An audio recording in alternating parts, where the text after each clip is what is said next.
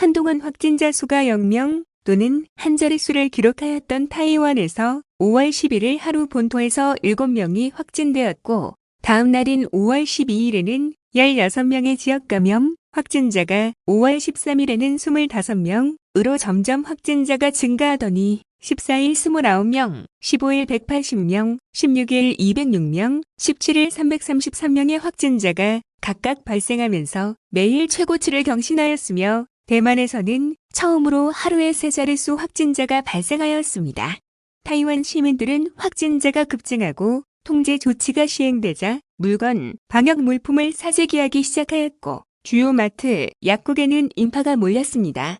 이처럼 타이완에서 코로나19 확진자가 급증하자 타이완 당국은 5월 18일 발표에서 5월 19일부터 국경을 봉쇄하고 모든 학교의 수업을 온라인 수업으로 전환한다고 밝혔습니다.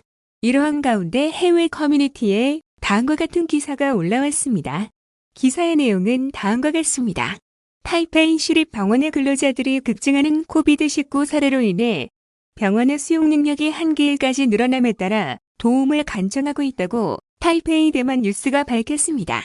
12개의 캠퍼스가 있는 타이페이 시립병원은 타이페이와 신타이페이를 중심으로 새로운 발병을 막는 주력이었습니다.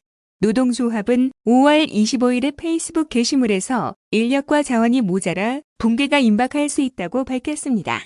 병원이 직면한 문제는 응급실과 코비드-19 전용 병동이 환자로 꽉 들어찼지만 더 많은 환자를 수용해야 한다는 것입니다. 느린 접촉 추적은 직원을 위험에 빠뜨리고 한 간호사는 환자가 양성 판정을 받았다는 사실을 7일 후까지 알지 못했다고 합니다. 노조는 질병통제정보의 공개 방식의 투명성이 결여되어 캠퍼스에서 여러 군 집감염이 발생하였다고 밝혔습니다. 또한 노조는 교육을 제대로 받지 못해 코비드-19에 대한 효과적인 지원을 제공할 수 없는 백업 인력이 아닌 고정 인력이 필요하다고 밝혔습니다. 노조는 지방자치단체와 중앙정부의 협조적인 접근 방식과 최전선에 있는 사람들의 부담을 덜어주기 위해 자원 할당을 신속하게 이행할 것을 절실히 요구하고 있습니다. 여기까지가 기사의 내용이며 기사에 대한 해외 네티즌들의 반응을 보도록 하겠습니다. 대만은 올해 1만 건 미만의 확진자가 발생하였는데 어떻게 벌써 의료 붕괴 직전에 있다고 하는지 이해가 가질 않습니다. 기본적으로 지난 2주 동안 한 번의 대규모 발병으로 많은 감염이 발생했습니다.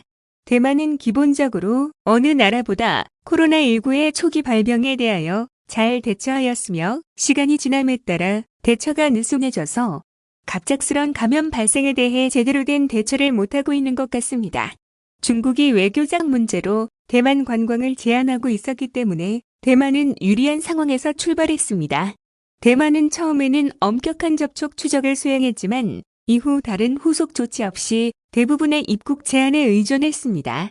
입국 제한이 느슨해지면 갑자기 감염이 급증하는 것은 놀라운 일이 아닙니다. 대만의 현재 재앙은 어떤 노인이 유흥업소를 방문했고 그곳에서 감염된 사람 중 누구도 접촉자에게 연락을 취하고 싶어 하지 않았기 때문에 발생했습니다.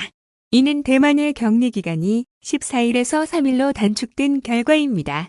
여기까지가 해외 네티즌들의 반응입니다. 끝까지 시청해 주셔서 감사합니다.